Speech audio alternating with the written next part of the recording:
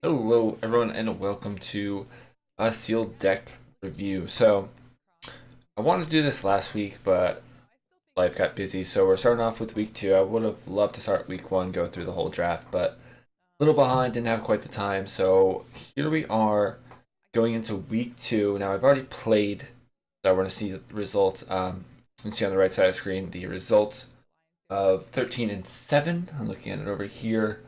I haven't played any of the tiebreaker games. I'm just playing the 10 each week and then just leaving it at that. At rank 512, I believe, or 511. That's where I ended up. And then I took that screenshot right after finishing. Actually, no, I just took that right now. I'm lying. So that's a good spot. I'm pretty happy with it. I'm pretty happy with my pool overall. So let's just get a quick look at my pool in general after the second week where we got our additional pack. It was pretty good. I really liked it. We got some good cards, a lot of Xenon and good shadow cards. We'll look here through. So 2 Waystones is pretty cool for Granite Waystone. That's an additional thing, but in my deck I'm running two just by happenstance if we hit it. It's nice to just have an extra unit. We don't have any seats, so we're not worried about sigils affecting that, and it comes into play undepleted, which is good. The rest of these cards, not too great. With my deck, actually, this is a card that I was thinking about playing, but in the 3 slot, I decided not to. It's questionable whether I should or not because the scout is very good, and as we get to the shadow units, we'll look at that. So this is something that may go in, but for the time being, it was not considered. I think I actually got that this week, if I remember correctly. It just wasn't added because of I wanted to play Scepter instead. I didn't want to have 2 3 cost attachments, weapons. Just how the deck was working, but the double red is kind of questionable since it's my super off color. But Scepter just adds so much. Rally's decent. We're going full aggro, but we just had some decent red splash cards that we wanted to add mainly because I just wanted to go pure Xenon, but I just needed a third color just to round out my deck. And red was the strongest to add because when we get to the end, I had some strangers that worked in perfectly. Everything else just looks not too exciting. Uh, Again, we'll go into the units. Sawed Off is pretty cool. Good summon effect, adds a big boost to some of our units. And everything else is kind of just bland dudes. We got an Amber Monument, which was sweet. Anything that gives you additional units is great. Another reason why I wanted to play Time, because we got one of those. Shoveler, not that great unless we're going pure Xenon. We do have 2 Disjunction, not playing any, but it is a good card just in case we have any craziness with attachments, or if, it could be a card where you play one just to have a catch-all, but it could be a waste. Nocturnal Creeper, awesome card, especially when you pair it with a Xenon Initiation. Anything with Deadly and then you give a killer is sweet. Then Flying Deadly Ambush with Wasp, another basically removal spell. So decent removal just from these 3 cards in draft is very good. I was thinking about playing Spike Tail because of the. Oh no, I wasn't. I was thinking this was a different card. Wasn't thinking about playing this. It's just a 4/2. We don't have enough dinosaurs really to affect it. 4 cost 2/2. That when you play it, you gain 3. Not that great. If we're going more wide, similar to if we were playing Praxis like Rally, this would be a card I would also play, but it's not that great in general. Time also gave us a good 3/4 Overwhelm for 4. I love this card in draft and stuff. It's just a solid unit for 4, a 3/4 Overwhelm, especially with some of the weapons that we're playing. First Watch, not exciting at all. Doesn't do anything. I do like this card a lot. Flying and evasion is so big in draft. Any limited format, it's crazy. It's so good. So what Sandblighter can do is just stop that crazy advantage. And at the 4/6 for 5, I'll take it. So it's been very big for me. Very good. Green, or Justice as we say, is a color I was kind of leaning towards. We had some decent 1-drops in Infantry and Marshall, but I needed my third color to be more of a splash, not one drops. Soaring Guard, another decent card to flying. Mentor is decent. Like I had all these just decent cards. And like you could say like, oh yeah, we'll place a weapon on this or play a weapon on Marshall, but our third color was giving us the weapons like Scepter and stuff like that. So it just wasn't good enough. We had a bunch of okay cards in Justice, nothing great, nothing that stands out to be wonderful. Just a couple okay cards that work in a splash. Um, this card's pretty good in a splash. There was a deck I was playing against that had a really good Valkyrie. Uh, really good Valkyrie overall. They had a bunch, had these two cards. They just worked together wonderful. I think it also actually had Unseen Commando in it too. It was very good Justice. Now for Primal, it had some decent cards. Two, Eileen's Intervention. We can kill flying things. We also negate 3-cost spell. So it had just these little things that I liked, like an Unseal or Lightning Strikes, or more removal. Some different sort of interaction. I was kind of liking it. It just, again, it just wasn't enough to push me that way. Stormcrasher is pretty good. Again, a flying unit that late game you can make into a 4/4. Pretty sweet. I love this card in draft because you're drawing cards to making it bigger. This is just okay. Nothing exciting about it. It costs too much for what it is. Yes, you get Killer and Nightfall, but it's just 2/1 for 4. Not really great. So like a bunch of our 4-cost stuff was just okay. And on the top, like nothing exciting. But once we get into the Shadow is where we really had it. So a 1-cost Deadly, again, when we're pairing it with our time cards with the Initiation, Deadly is just wonderful. Also just a 1-drop Deadly, just a blocker. Almost just like 1-cost removal and sort of like just the way Sealed and Draft sort of works. Another weapon, get just 1-cost, super solid, especially when we get to our next page here. So Stonescar Sneak, I opened one of these in my original pack flow, and then this week when I got my new pack, I opened up a second one. And it is awesome to pair this with Unseen Agent and Nightblade. So they are unblockable units that basically win me the game. Because there's not that much removal in these formats. Person might have 2 to 3 forms of removal, and if they don't see it, and we're just, drop Sneak turn 1, Agent turn 2, turn 3 we're making Agent hit for 4. Every turn we're hitting it for 4. Every turn we're hitting for 4. Or, hit for 4, next turn we'll play 4 or 5 drop. Then we'll swing with both. Like, there's so many things you can do. Then we have, play both of these, then the option to pump up all this stuff. Also, Skeeter. So unblockable and flying are very similar in this type of format, because flying's kind of limited to certain units. Not everything has it. Your opponent's not always going to have a flyer. So use Stonescar Sneak on Skeeter. We're gaining life. It's wonderful. And with 2 unblockable units, a Skeeter that's flying, it only costs 3. So I'm playing Sarah's Shroud because it's not a life gain, and also makes like Skeeter and all these other units slightly bigger on the butt, so they don't die to stuff like Torch or just random other little things. And it's just, it's another way to make Unseen Agent hit for 2 every turn. 2 every turn. Back Alley Bouncer, again, it's just a 4/3 for 4. Just solid stats overall. Kind of vanilla, but it's better than, a 2/4. Could be deadly, possibly. Again, flying is amazing. 3/1.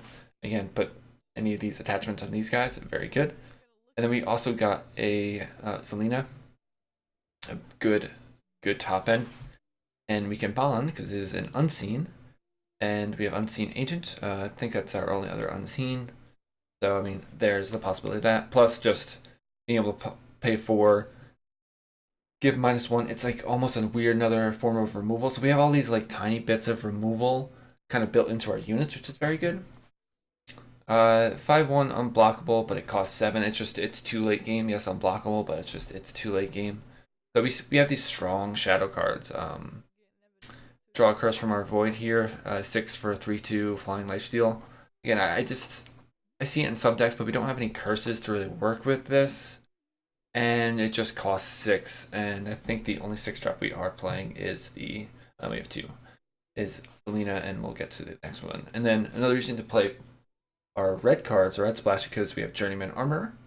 So we can play this as a warp, so it's like drawing card, and we summon it, we put a +1/+1 weapon. So putting a +1/+1 weapon onto one of our unblockable units or one of our flyers, super good. So all these little synergies in our deck, I really like the way our deck came together. Nothing else really stood out. We did have Crest of Vengeance, Huru Banner, Trickster's Cloak. Another reason I kind of led towards maybe splashing Primal. I thought about an Infernal Tyrant, but we have a lot of these little dudes that are unblockable that if we kill, I'd be a real sad dad. You know, I'm not a dad, but I'd just be a real sad guy. And then we got Banish. So why I wanted to play Xenon. Banish, Justice Walker, and Champion of Mystery. Granted, in our deck, we're rarely ever hitting these endpoints, but it's just a 7/7 for the most part. There's the possibility of hitting this. Maybe down the line, the next couple of packs, next couple of weeks, we take the red out because we'll have enough resources to make it just a Xenon deck. So it's just a big bomb. And then we have a Stone Scar and a Praxis Stranger, which are super good because we're just splashing these colors. So it's just 2 drops that help our influence kind of peter out. So let's look at the full deck all laid out and what we ended up with. So we have the Spider and 2 Stone Scar Sneaks as our units for 1 drops. So another thing I love in sealed draft and stuff, this is just be as aggressive as possible. So we're getting down units turn 1, turn 2, and then turn 3 we're bashing in as hard as possible. And we have Nightfall, so we're drawing off that and also doing damage. A Nightfall on Unseen Ancient. We have Nightfall from Dustwalker. So all these, the deck has a lot of these little synergies that just add up over time. So we have all the unblockables plus weapons. We have the deadly plus initiation. We have Armorman, which is basically like a weapon. We have the strangers, which kind of balance out our influence. It's just all these neat little things. Neat little thing with Jack's knife. And where are you, Skeeter? Is when we do the 2 to ourselves, we're also gaining 2 life because this has lifesteal, so we take 0 in total. So that's a nice unit to put Jack's knife on. What else is pretty cool in here? Stone Scar Sawed Off. You know, if we don't have an unblockable unit, we can still throw this out and exhaust the unit and swing in. It's also nice on Skeeter to make it that 5/3. The AR lifesteal, very good. So another good thing with adding the Primal is it gave me access to another 5-drop, another just big card, and it has Overwhelm, so it works really well with our weapons if we put it on there just to do some more damage. Same with Horned Orlick, and also these cards with Overwhelm with Stone Star Sneak. So you have Quick Draw and Overwhelm, very good combination. And then our other 6-drop, I'm just playing a 1-of just to another form of removal that also creates a card. So it's, 6-drop, we kill a dude, get a +1/+1 weapon, throw it onto one of our flyer or one of our unblockables. It works pretty well. The deck is pretty good. I mean, it's really odd how the way the weeks have gone. I've gone 2-0 to start each week. So first 2 games each week, win. I'm like, all right, the deck's smooth. Week 1, I lost the next 3 in a row. I'm like, oh man, like there was a couple of power issues because, we're a 3-color deck with no fixing besides the 2 strangers. So there's a couple issues. There was one game where it was a good start-ish, but I never drew any time, and I ended the game with 3 time cards in my hand. And if you can't play your cards, you're gonna lose. So that's what happened. Then I forget the other thing. There was one game where I just lost because the dude had like 3 flyers and I didn't have any. So sometimes that's just how it goes. So I lost 2 games in a row. No, 3 games. I was 2 and 3. I'm like, damn. All right, then I won. So I finished out the week at 7 and 3. Like, cool. All right, that's a good record. And then this week, I believe I did the same exact thing, except for I won 2 games. then lost 4 in a row, as you can see in our little my little picture over there on the side. See the 4 losses in a row, and then you can see the 4 wins in a row. So it's just like it is next week. I'm gonna win the first 2 and then lose 5, and then win the next couple. Like, is that what's gonna happen? Is my I'm just get worse every time. But we're sitting at 13-7. We're at a good rank. I feel like by the end of the time I'm gonna finish between that 100 and 1000, which is perfectly fine for me. You buy in for what, 10k gold, which over time is what I've earned for free. Buy in, you get all these packs, you end up a pack higher, right? Because you get 11, I believe, in by the end. And then I'm gonna get all these prize packs. Like, it's just super good value. Just the 10 games, it's pretty fun. I'm not a big limited person, but if I were to choose limited, I would choose sealed over draft. I enjoy it more because you can make more synergistic decks ish sometimes in a pool. Uh, Also, I've just never liked the process and actual drafting.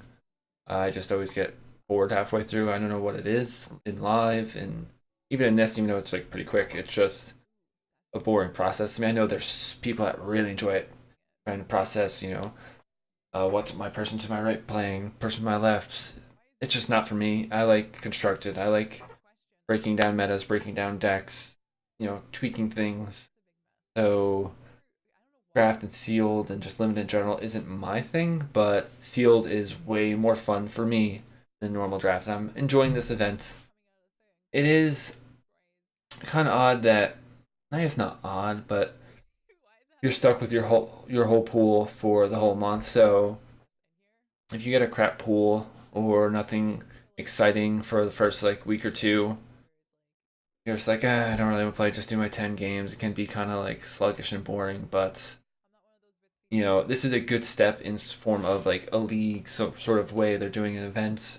I could see in the future them doing like a standard league. This is we're slowly getting there to higher competitive formats and stuff like this in the client itself, which is great. I really hope down the future if Direwolf implements some sort of like weekly league that's with best of 3 and stuff like that, sideboards and all that fun stuff. Oh, we're getting there. We're getting there. It's close. I feel like it's coming. This is the first good step, and I'm really excited to see where it goes. Feel free to share any opinions on the deck. Maybe I missed something when you saw what I should be building, or I don't know. Who knows? Or just share what you're playing, your feedback on sealed. And thank you for watching. Really appreciate it.